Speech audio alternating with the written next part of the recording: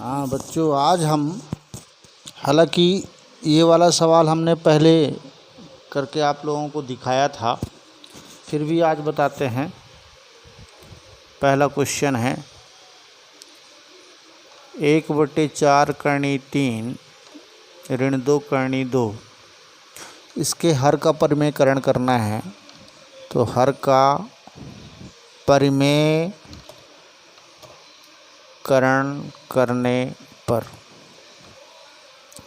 तो 1/4 करनी 3 ऋण 2 करनी 2। हमने बताया था कि इसमें आपको ये वाला चिन्ह बदल के ऊपर नीचे गुणा करना है। 3 धन 2 करनी 2 लिखेंगे ऊपर।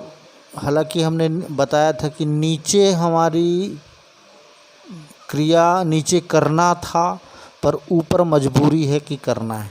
अब गुणा का चिन्ह यहाँ पर लगाएंगे, क्योंकि अपन अंश और हर में समान चीज़ का गुणा कर रहे हैं, पर एक विशेष नियम के साथ। इसका साथी यानी कि इसका परिमेयकारी गुणांक का नीचे हमें गुणा करना पड़ेगा। ऊपर हमारी मजबूरी है कि कर रहे हैं, क्योंकि अंश और हर में समान संख्या का ही गुणा किया जा सकता है, किसी एक का गुणा नहीं कर सकते, इसलिए ऊपर गुणा करना पड़ा। अब ऊपर एक से यदि गुणा करते हैं तो वही का वही आ जाता है। 4 करनी 3 धन 2 करनी 2। ऊपर का तो सेम आ जाएगा, नीचे लेकिन सूत्र लग जाता है ए ऋण बी ए धन बी। हमने बताया था कि ये सिचुएशन नहीं है कि ए धन बी ए ऋण बी नीचे बनता है, जिसको आप ए स्क्वायर ऋण बी स्क्वायर लिख सकते हैं। तो 4 करनी 3 का वर्ग लिखेंगे और यहाँ पर 2 करनी 2 का वर्ग लिखेंगे। ऊपर 4 करनी 3 धन 2 करनी 2, नीचे 4 का वर्ग होगा 16, लेकिन करनी 3 का वर्ग सिर्फ 3। यहाँ पे 2 का वर्ग 4 होगा, लेकिन करनी 2 का वर्ग सिर्फ 2 होगा। इस तरह से 4 करनी 3 धन 2 करनी 2 बटे में 16 तियाँ होता है 48 ऋण 4 दूनी होता है 8। इससे इसको घटा देंगे तो 4 करनी 3 धन 2 करनी 2 बटे में 40 बचा। अब यहाँ पे ये देख सकते हो कि 2 और 4 में कॉमन हो सकता है 2 यदि कॉमन हो सकता है तो 2 कॉमन निकालेंगे। तो यहाँ पर बचेगा 2 करनी 3 धन, इससे 2 निकल गया तो सिर्फ 2 बचा। यहाँ पे 4 था तो 2 गुणित 2 था, तो 1 2 बाहर निकला, और यहाँ से 2 ही भर था तो 2 निकल ही गया। तो इस तरह से 1 2 यहाँ पे रह गया बटे 40 हो गया। इसको काट सकते हैं, लेकिन दोनों से कॉमन करने के बाद ही काट सकते हैं, ध्यान रखना। और ये 2 करनी 3 धन करनी 2 बटे 20 प्राप्त हो गया। तो ये पहला हुआ, जिसको हमने पहले बता दिया था। लेकिन अब यहाँ पर थोड़ा सा अंतर हम और बढ़ा रहे हैं कि भाई यहाँ पर 1 नहीं 2 भी है। जब 2 दिया हुआ है, फिर 2 देने के बाद ये भी दिया हुआ हो बट ऊपर, तब क्या करना है, यही अपन को समझना। तो दूसरा सवाल अब देखेंगे। तो 2 बटे लिखा हुआ है 2 करनी 5 ऋण 3 करनी 3। हर का परिमेयकरण करने पर, हर का परिमेयकरण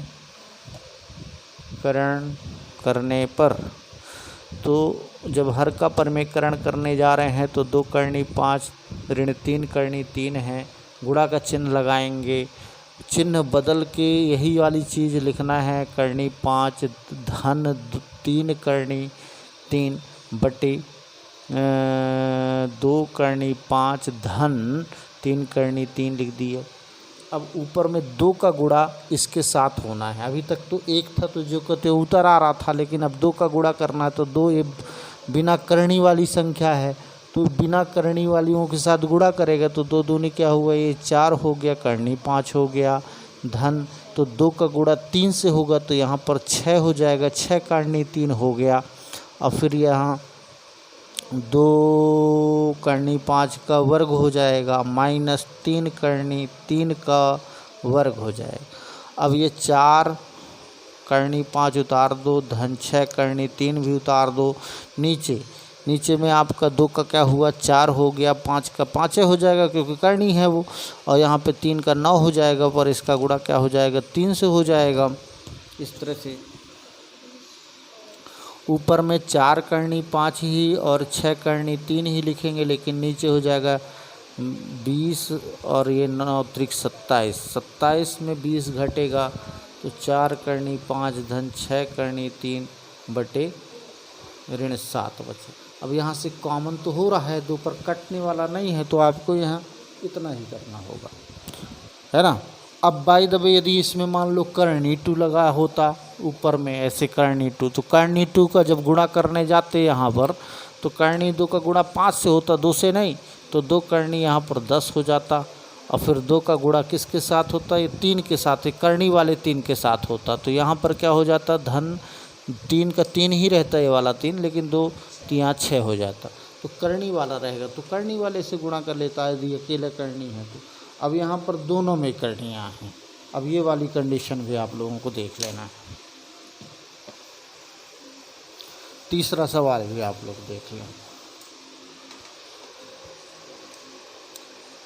करनी 3 ऋण करनी 2/2 करनी 3 माइनस 3 करनी 2 हर का परिमेयकरण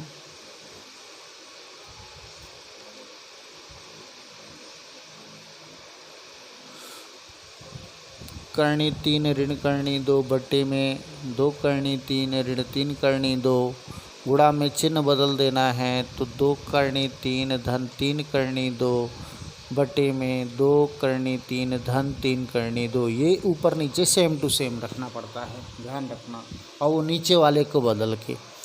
अब यहाँ पर आप देख सकते हो कि ऊपर तो गुणा करने की ज़रूरत पड़ रही है, तो करनी 3 भर लिख लो और ये पूरा उतार दो इसमें, 2 करनी 3 धन 3 करनी 2, फिर ऋण करनी 2 उतार लो, ये पूरा उतार दो। गुणा कर रहे हैं चूँकि, और वहाँ अलग अलग है तो गुणा करना ही पड़ेगा।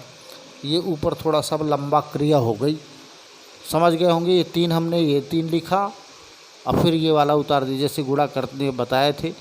ऋण करनी 2 लिखे, फिर इसके बाद वही फिर से उतार दिए, नीचे वही क्रिया होगी, क्या 2 करनी 3 का वर्ग होगा, ऋण 3 करनी 2 का वर्ग होगा। यहाँ पर 3 का गुणा जब अपन करने जा रहे हैं तो यहाँ पर 2 तो ज्यों का त्यों, और करनी से करनी वाला गुणा होगा तो कितना हो गया, सिर्फ 3 हो गया। धन ये 3 तो 3 सुरक्षित, क्योंकि बिना करनी का है, करनी वाले से गुणा होना है, तो 3 दूनी 6 ये हो गया। ऋण 2 से 2 का गुणा नहीं होगा, 2 से इस करनी 3 का गुणा होगा, तो 2 ये वाला 2 सुरक्षित आएगा, और फिर 3 दूनी क्या हो गया 6, करनी के अंदर 6 ऋण आया। अब ऋण धन यहाँ का चिन्ह बदल जाएगा, ऋण होगा, ऋण धन का गुणा ऋण होता है, इसलिए ऋण यहाँ पर भी होगा, और ये 2 गुणा इस 2 से करेगा, ना कि इससे। तो 3 यहाँ पे 3 सुरक्षित, और ये सिर्फ 2 हो जाएगा, करनी 2 से करनी 2 का गुणा। नीचे 2 का वर्ग 4 हुआ, 3 का 3 हुआ, ऋण 3 का वर्ग 9 हुआ, और यहाँ पर 2 का 2 हुआ, 3 दूनी ये 6 हुआ, धन 3 करनी 6 हुआ, ऋण 2 करनी 6 हुआ, और ये भी 3 दूनी 6 हुआ। नीचे 4 तियाँ 12 हुआ, ये 9 दूनी 18 हुआ। ये 6 और 6 कट रहा है, क्योंकि प्लस माइनस में है, समान है।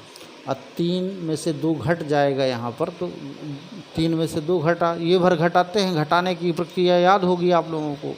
तो यहाँ पर सिर्फ क्या आएगा, करनी 6 आएगा, या 3 माइनस 2 ऐसे करनी 6 भी लिख सकते हो।